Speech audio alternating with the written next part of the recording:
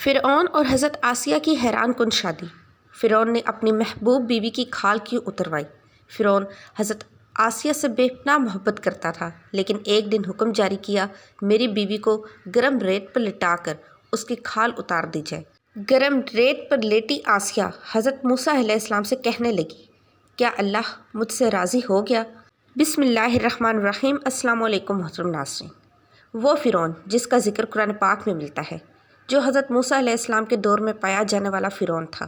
فرعون بدبخت کا تعلق قبیلہ قبطیہ سے تھا اور اس کی عمر 400 سال تھی۔ اس 400 سال کی عمر میں نہ تو وہ کبھی بیمار ہوا اور نہ ہی کبھی اس کے سر میں درد ہوا اور نہ ہی کوئی دشمن اس پر غالب آ سکا۔ اس کا چہرہ تانبے کی طرح چمکتا تھا، اسی وجہ سے یہودی اس کو قبوس کہا کرتے تھے۔ فرعون بادشاہ بننے سے پہلے محنت مزدوری اور تجارت کیا کرتا تھا۔ ایک دن یہ محنت مزدوری سے تنگ آ کر بازار کی طرف نکلا اور وہاں پر اس کی ملاقات حامان سے ہوئی۔ دیکھتے ہی دیکھتے ان دونوں بدبختوں کی ملاقات دوستی میں بدل گئی۔ اگرچہ یہ دونوں ملعون کام کی تلاش میں شہر کی طرف روانہ ہو گئے اور ان دنوں شہر میں خربوزوں کی خرید و فروخت کا کام زیادہ تھا، اس طرح یہ دونوں بدبخت ایک خربوزے والے کے پاس گئے اور اس سے کام مانگا۔ چنانچہ اس وقت اس خربوزے والے نے ان دونوں سے کہا، میرے خربوزے لے جاؤ اور بازار میں جا کر فروخت کرو۔ جب یہ مال تم دونوں فروخت کر لو گے تو میں تمہیں کھانے کے لیے کچھ دے دوں گا۔ اس وقت خربوزے والے کی یہ بات سن کر فرعون نے حامان سے کہا کہ تم یہیں ٹھہرو اور میں یہ خربوزے لے جاتا ہوں اور بازار میں فروخت کر کے آتا ہوں۔ چنانچہ ایسا ہی کیا گیا۔ فرعون وہ خربوزے لے کر شہر کی طرف نکلا اور وہاں جا کر فرعون نے دکانداروں سے خربوزے خریدنے کو کہا۔ تو اس وقت دکانداروں نے فرعون سے کہا، ہم تو سودا ادھار پر خریدتے ہیں اور فروخت کرنے کے بعد اس کی رقم ادا کرتے ہیں اور یہاں کا یہی دستور ہے۔ چنانچہ دکانداروں کی یہ بات سن کر فرعون کچھ دیر کے لیے خاموش ہو گیا اور پھر اسی وعدے پر وہ سامان فروخت کر کے واپس چلا گیا۔ واپس آ کر خربوزے کے مالک سے کہا، مجھے یہ کام اچھا نہیں لگتا۔ اتنا بول کر فرعون وہاں سے چلا گیا۔ اب فرعون کو کسی اچھے کام کی تلاش تھی، جس کی وجہ سے فرعون زیادہ سے زیادہ مال اور دولت اور روپیہ پیسہ کمانا چاہتا تھا۔ اس کے علاوہ فرعون بادشاہ مصر کے دربار میں چلا گیا اور اس کی خدمت میں جا کے درخواست پیش کر دی کہ میں بہت دور سے آیا ہوں، میں بہت غریب ہوں اور مجھے کسی کام کی تلاش ہے اور میں کھانے پینے سے بھی عاجز ہوں۔ برائے مہربانی اپنی سلطنت مصر کے اس شہر میں بطور فدوی مجھے کوئی کام دے دیا جائے اور اس غلام کو اس جگہ پر مامور فرما کر سرفراز کیا جائے۔ چنانچہ اس وقت فرعون کی یہ بات سن کر مصر کے بادشاہ نے کہا کہ تو کون سا کام چاہتا ہے؟ چنانچہ بادشاہ کی یہ بات سن کر فرعون نے کہا کہ مجھے مصر کے قبرستان کی دروہی دے دی جائے اور اس کے بدلے میں کچھ رقم فدیہ کے طور پر شاہی خزانے میں جمع کروایا کروں گا اور باقی رقم اپنے پاس رکھوں گا، اور میری اجازت کے بغیر مصر کے اس قبرستان میں کوئی بھی مردہ دفن نہ ہوگا۔ یہ بات سن کر اس وقت کے بادشاہ مصر نے فرعون کو مصر کے قبرستان کی دروہی دے دی۔ چنانچہ اس طرح مصر کے قبرستان کی دروہی ملتے ہی فرعون بہت خوش ہوا اور خوشی خوشی جا کر قبرستان کے دروازے پر بیٹھ گیا اور انتظار کرنے لگا کہ اب کون آئے گا جو اپنے مردے کو قبرستان میں دفن کرے گا۔ ناظرین، اللہ کے حکم سے ایسا ہوا کہ اسی سال مصر میں ایک وبا پھیل گئی، جس کی وجہ سے مصر کے بہت سارے لوگ مرنا شروع ہو گئے۔ فرعون نے جب یہ دیکھا تو اس نے ہر لاش کے بدلے ان کے وارثوں سے ایک ایک سونے کا درہم لینا شروع کر دیا اور اس کے بعد کچھ ہی دنوں میں فرعون کے پاس بہت ساری دولت جمع ہو گئی اور فرعون امیر ہو گیا۔ اتنا زیادہ مال اور دولت اکٹھا ہو جانے کے بعد فرعون نے سوچا کیوں نہ مصر کے تمام قبرستان کو اپنے انڈر میں کیا جائے، لہٰذا فرعون نے ایسا ہی کیا۔ فرعون نے وقت کے بادشاہ کو بہت سارے پیسے دیے اور مصر کے تمام قبرستان کی دروہی اپنے ذمہ لے لی۔ چنانچہ اس طرح فرعون قبرستان کی دروہی کے ذریعے بادشاہ مصر کے خزانے میں بہت سارا روپیہ پیسہ جمع کرواتا اور فرعون کے اس عمل سے بادشاہ مصر بہت خوش ہوتا اور بادشاہ مصر فرعون کو پیار اور عزت دینے لگا۔ چنانچہ اسی دوران اللہ کے حکم سے ایسا ہوا کہ اس وقت مصر کا وزیر مر گیا اور چونکہ فرعون اس وقت بادشاہ مصر کا بہت زیادہ قریب بندہ بن چکا تھا، لہٰذا مصر کے بادشاہ نے فرعون ہی کو مصر کا وزیر مقرر کر دیا۔ اقتدار ملتے ہی فرعون اقتدار کے نشے میں بدمست ہو گیا اور اس نے اپنے بدبخت دوست حامان کو بھی اپنے ساتھ بلوا لیا۔ اس وقت فرعون اپنے دوست حامان سے کہنے لگا کہ میں چاہتا ہوں کہ میں خدائی کا دعویٰ کروں اور ساری مخلوق مجھے خدا مانے اور میری عبادت کرے۔ فرعون کی یہ بات سن کر حامان بہت حیران ہوا، اور حامان فرعون سے کہنے لگا کہ اگر تو خدائی کا دعویٰ کرنا چاہتا ہے تو سب سے پہلے بنی اسرائیل کی تمام مخلوق کو اپنے ہاتھ میں لے لے اور ان کے دل میں اپنی محبت پیدا کر۔ حامان کی یہ بات سن کر فرعون نے حامان سے کہا کہ ایسا کرنے کے لیے آخر کیا کیا جائے، اور یہ لوگ کس طرح مجھے اپنا خدا تسلیم کریں گے، کیونکہ اس وقت تمام لوگ حضرت یوسف علیہ السلام اور حضرت یعقوب علیہ السلام کے دین پر تھے، اور کس طرح وہ لوگ اپنے دین کو چھوڑ کر فرعون کو اپنا خدا تسلیم کریں۔ اس وقت فرعون نے اپنے دوست حامان سے اس کے بارے میں کوئی تدبیر نکالنے کو کہا۔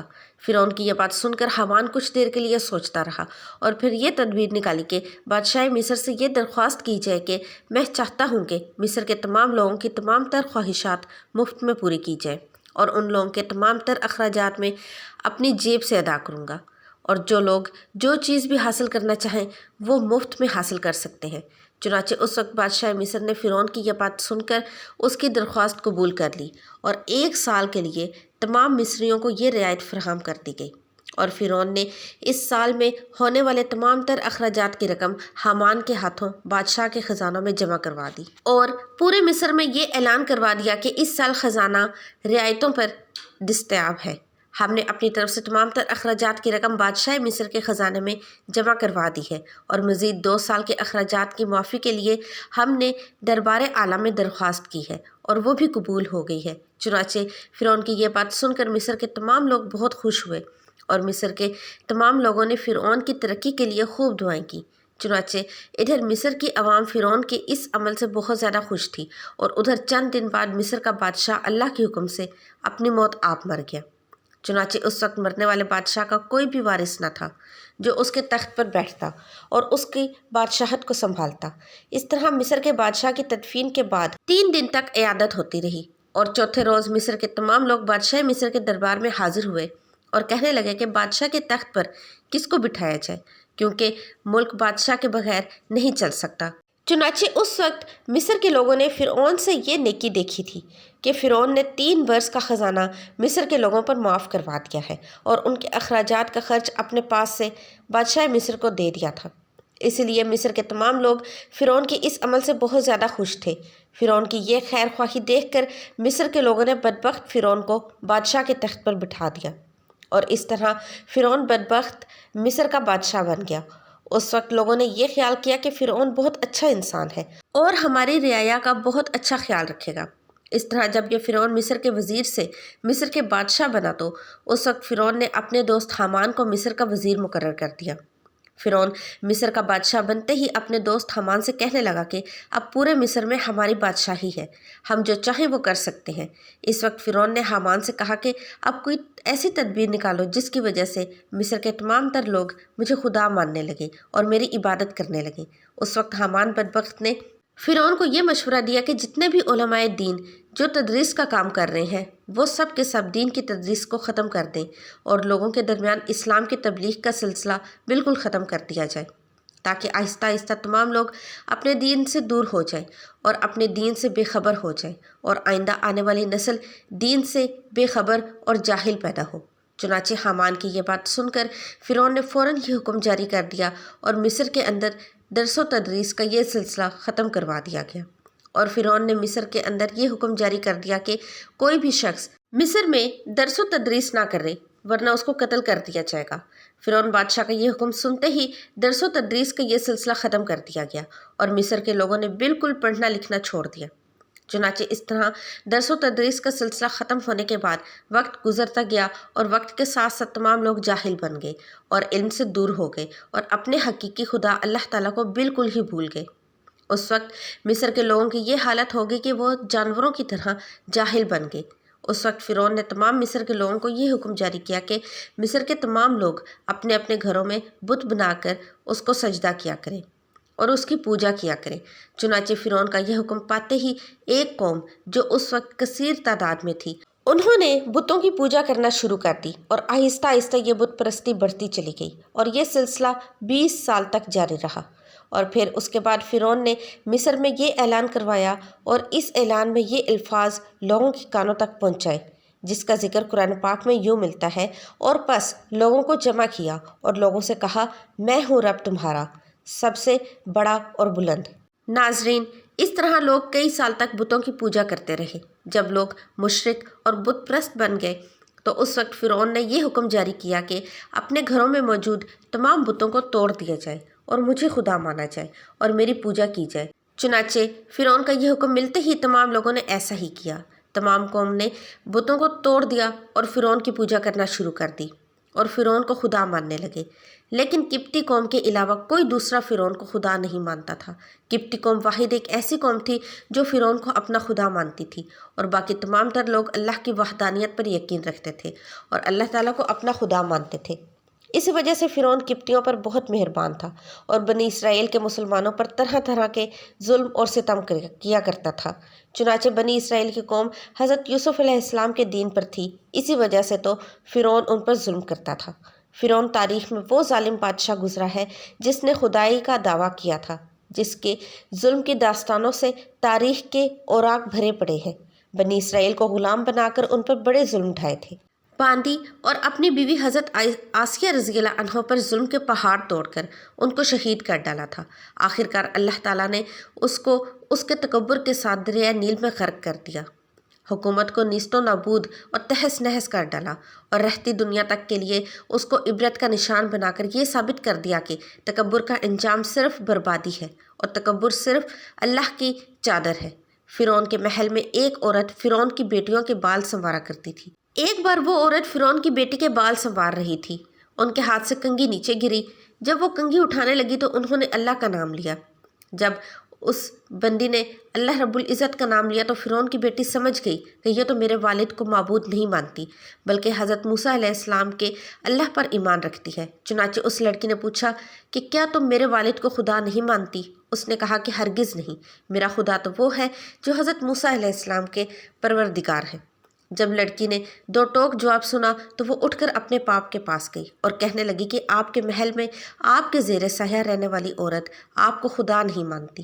بیٹی کی باتیں سن کر فرعون غصے میں آ گیا، چنانچہ وہ کہنے لگا میں دربار میں جا کر اس عورت کو ایسی سزا دوں گا کہ یا تو وہ موسیٰ علیہ السلام کے رب کو اللہ کہنے سے باز آ جائے یا پھر اپنی جان سے ہاتھ دھو بیٹھے گی۔ اب جب فرعون اپنے دربار میں پہنچا تو اس نے اس عورت کو اپنے پاس بلوایا اور کہنے لگا دیکھو بھائی، موسیٰ علیہ السلام کے اللہ کو اللہ کہنا چھوڑ دو۔ وہ کہنے لگی ہرگز نہیں۔ تو اس نے اس کو بڑا ڈرایا دھمکایا، مگر وہ کہنے لگی اب تم جو کچھ کر سکتے ہو کر لو، میں پیچھے نہیں ہٹوں گی۔ اس کا یہ جواب سن کر فرعون نے اسے اپنی انا کا مسئلہ بنا لیا۔ چنانچہ فرعون نے حکم دیا کہ اس کو زمین پر لٹا دیا جائے اور انہیں زمین پر لٹا دیا گیا۔ پھر حکم دیا کہ دونوں ہاتھوں اور پاؤں پر کیل گاڑ دی جائے۔ چنانچہ ان کے دونوں ہاتھوں اور پاؤں پر کیلیں گاڑ دی گئیں تاکہ وہ حرکت نہ کر سکے۔ اسی دوران وزیر آیا اور اس نے فرعون سے کہا کہ اس کی ایک دودھ پیتی چھوٹی سی بچی بھی ہے، اگر اس کی بیٹی کو اس کے سامنے ہی قتل کر دو تو یہ اپنی ممتا کے مجبور ہو کر آپ کی بات مان جائے گی۔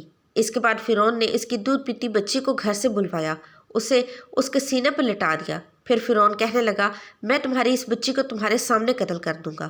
باندی فرعون کی اتنی بڑی دھمکی سن کر بھی کہنے لگی کہ اب میرے دل میں اطمینان اتنا بھر چکا ہے کہ میں اپنی آنکھوں سے بیٹی کو خون میں لت پت تڑپتا ہوا دیکھ سکتی ہوں، مگر میں اپنے ایمان کا خون نہیں دیکھ سکتی۔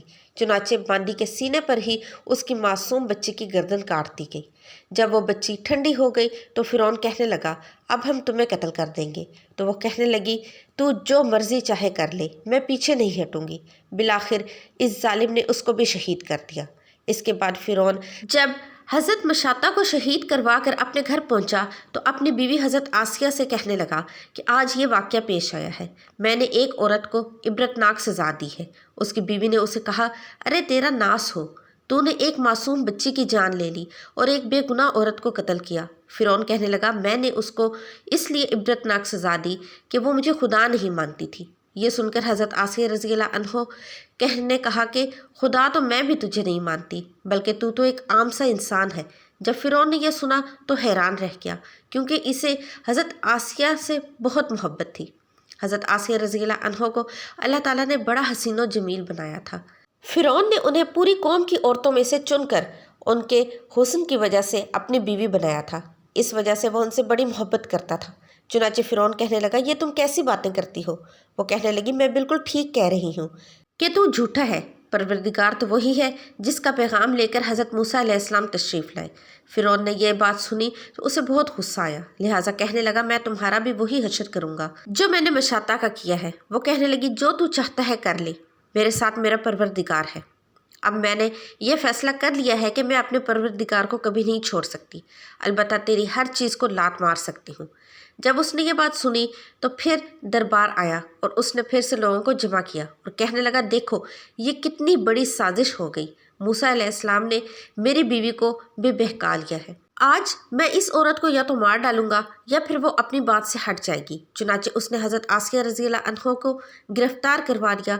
ایک وقت تھا کہ وہ ملکہ تھیں اور ان کے اشارے پر نوکر چاکر بھاگ بھاگ کر کام کیا کرتے تھے۔ لوگ احترام کی وجہ سے ان کی طرف آنکھ اٹھا کر بھی نہیں دیکھتے تھے، اور آج وہ فرعون کے دربار میں ملزم بن کر کھڑی ہیں صرف اللہ کی محبت میں۔ پھر فرعون حضرت آسیہ رضی اللہ عنہ سے کہنے لگا تو اتنے عالیشان محل میں رہتی ہے، اتنی نعمتوں میں پلی ہے، اور میں نے تجھے اپنی محبوبہ بنایا، لیکن میں سب کچھ تجھ سے چھین لوں گا۔ بہتر ہے کہ اب تو باز آ جاؤ اور مجھے خدا مان۔ حضرت آسیہ رضی اللہ عنہ کہنے لگیں کہ میں نے اب ایمان قبول کر لیا ہے، میں اس لیے اپنی بات سے پیچھے نہیں ہٹ سکتی۔